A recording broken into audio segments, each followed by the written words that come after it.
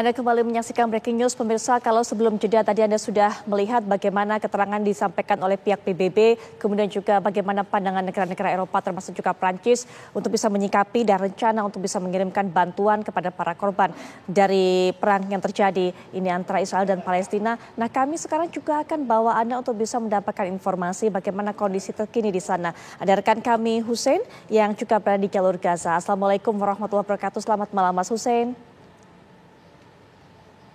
Waalaikumsalam warahmatullahi wabarakatuh. Selamat malam, Gaza. Baik, Mas Hussein, saat ini mungkin bisa diceritakan kepada kami sedang ada di mana dan juga bagaimana kondisi di tempat Mas Hussein berada saat ini. Baik, saat ini saya lagi ada di sebuah kota bernama Khan Yunis, jalur Gaza bagian selatan. Dan sejak sore hari ini ya masih terdengar ada ledakan, namun intensitasnya tidak separah pagi hari. Meskipun biasanya serangan-serangan udara ini mulai akan kembali meninggi intensitasnya di waktu-waktu sekarang. Artinya dari sekarang sampai subuh itu biasanya serangan itu tidak berhenti, tidak ada jeda. Tapi kalau untuk di wilayah jalur Gaza bagian tengah dan utara, kita masih dengar adanya berbagai serangan-serangan yang menimbulkan korban jiwa di kalangan warga sipil. Baik, Mas Hussein, kami juga mendapatkan informasi semakin banyak rumah sakit yang hancur, semakin banyak rumah sakit yang tutup. Bahkan tadi juga sempat kami dapatkan pernyataan dari Al Jazeera bahwa satu persatu rumah sakit tutup karena memang sudah tidak mendapatkan suplai listrik dan berbagai macam kebutuhan yang harusnya mereka manfaatkan untuk bisa memberikan perawatan kepada para korban. Mungkin juga Mas Hussein punya cerita tersendiri mengenai hal ini. Iya, sejauh ini sudah ada 18 rumah sakit yang resmi berhenti secara total, mengosongkan bangunannya dan mengevakuasi seluruh pasiennya karena sudah tidak memungkinkan lagi dijadikan tempat perawatan. Sementara ada beberapa pusat-pusat kesehatan juga seperti puskesmas itu sudah sekitar 40 yang juga berhenti beroperasi. Dan yang masih beroperasi ini sekarang juga sedang dalam kondisi yang benar-benar kritis. Terakhir dari pengakuan misalnya Kepala Rumah Sakit Indonesia yang ada di Gaza, ini mereka hanya tinggal memiliki 1.100 liter bahan bakar yang artinya itu hanya akan bertahan selama 1 hari. Dan setelah itu ya bisa jadi mereka harus menutup beberapa unit seperti operasi, unit seperti X-ray ya dan CT scan sebagainya karena semua itu membutuhkan bahan bakar untuk bisa beroperasi. Dan mereka kalau bahan bakar sudah habis, mereka hanya bisa mengandalkan solar panel yang itu berfungsi untuk mengoperasikan daya-daya yang kecil seperti listrik, ya, lampu dan sebagainya.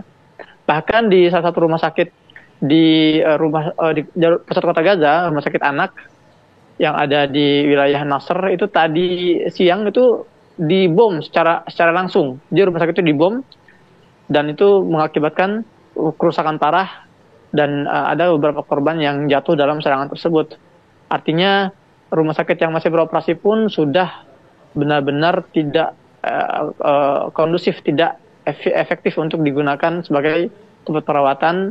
Selain fasilitasnya tidak ada, juga sekarang banyak ada ribuan para pengungsi yang juga mengungsi ke rumah sakit tersebut. Baik, sehingga kemudian saat rumah sakit ini tutup, tidak bisa berupaya secara optimal memberikan pengobatan, dievakuasi kemana, Mas Hussein, mereka, para korban ini? Ya, untuk rumah sakit yang tutup ini, ya, mereka mengevakuasi para korban ke rumah sakit terdekat. Meskipun sudah sangat membludak, namun ya mereka tidak punya pilihan lain, ya karena tidak mungkin para korban luka itu dibawa ke rumah-rumah warga yang juga pertama tidak memiliki fasilitas sama sekali untuk merawat, juga resiko menjadi target pun besar. Makanya kita bisa melihat di beberapa visual yang sering ditayangkan oleh TV One sendiri ya, banyak korban-korban luka itu di berbagai rumah sakit itu tidur geletak gitu ya, istirahat itu bergeletak di atas lantai, jadi tidak lagi di atas amben atau di atas kasur, karena sekali lagi rumah sakit yang ada ini sudah tidak sanggup menampung jumlah korban luka yang terus berdatangan setiap menitnya, sementara mereka memiliki kapasitas yang terbatas untuk merawat para korban. Baik, rumah sakit terbatas, fasilitasnya juga terbatas, tapi sementara itu jumlah dari korbannya membutuhkan perawatan begitu banyak. Nah, kemudian tadi juga kami mendengarkan dari apa yang disiarkan oleh Al Jazeera bahwa PBB meminta warga sipil dikeluarkan dari jalur Gaza karena memang sudah tidak ada lagi suplai makanan tersedia dan sebagainya. Apakah mungkin Mas Husain bisa bercerita bagaimana kendalanya untuk bisa mengeluarkan warga sipil dari jalur Gaza ini?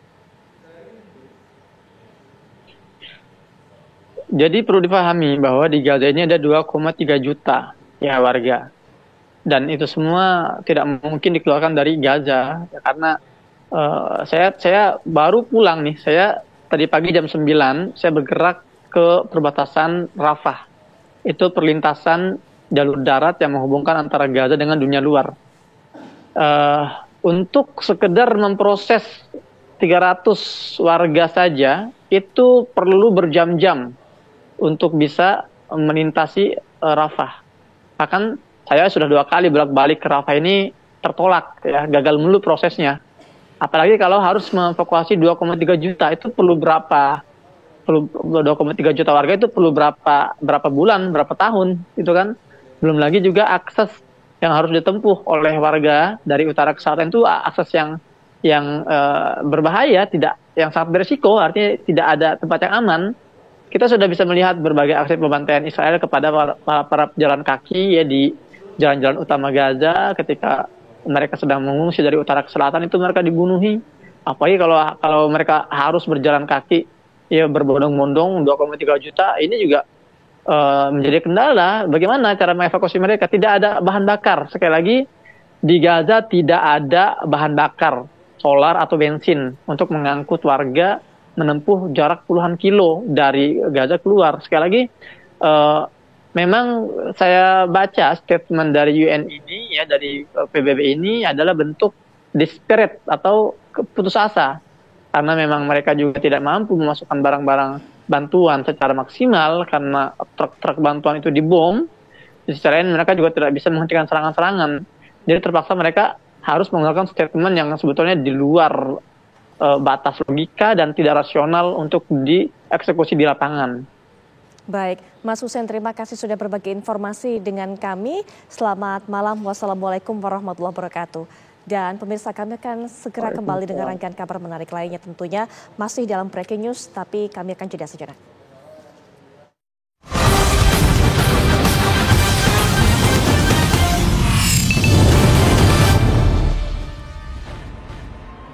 Pemirsa, sebelum jeda tadi kami sudah mengajak Anda mendapatkan informasi terkini di jalur Gaza yang disampaikan oleh rekan Muhammad Husain, salah seorang relawan asal Indonesia yang juga tinggal di jalur Gaza, yang tadi juga memberikan pandangannya terhadap apa harapan PBB mengevakuasi masyarakat sipil, mengeluarkan masyarakat sipil yang saat ini tinggal di jalur Gaza.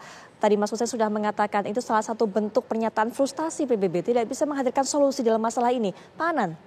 Ya, memang sangat sulit sekarang untuk bagaimana bisa mencari solusi terbaik di jalur Gaza. Salah satu solusi terbaik adalah bagaimana satu-satunya negara yang mungkin bisa menekan Israel adalah Amerika Serikat, karena semua kebijakan, semua funding finansial juga semuanya datang dari Amerika Serikat, militer dan juga politik semuanya di backing oleh Amerika Serikat. Jadi yang bisa menghentikan serangan membabi buta yang dilakukan oleh Israel yang mungkin bagi akal kita ini di luar pri kemanusiaan, di luar nalar kemanusiaan, yang melakukan serangan yang tanpa ampun, tanpa batas kemanusiaan, rumah sakit, tempat penduduk, bahkan pabrik-pabrik roti juga dihancurkan, sumber-sumber air juga dihancurkan.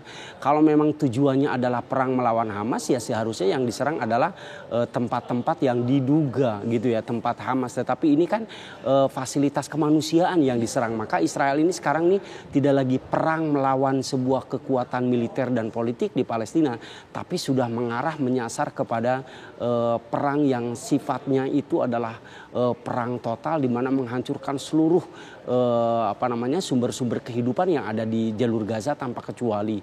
Kita bayangkan sekarang di Gaza jalur utara, di utara itu di Jabalia dengan di kota Gazanya itu dari 900.000 penduduk yang ada di dalamnya itu hanya tinggal satu pabrik roti yang beroperasi karena sisanya itu sudah dihancurkan semuanya.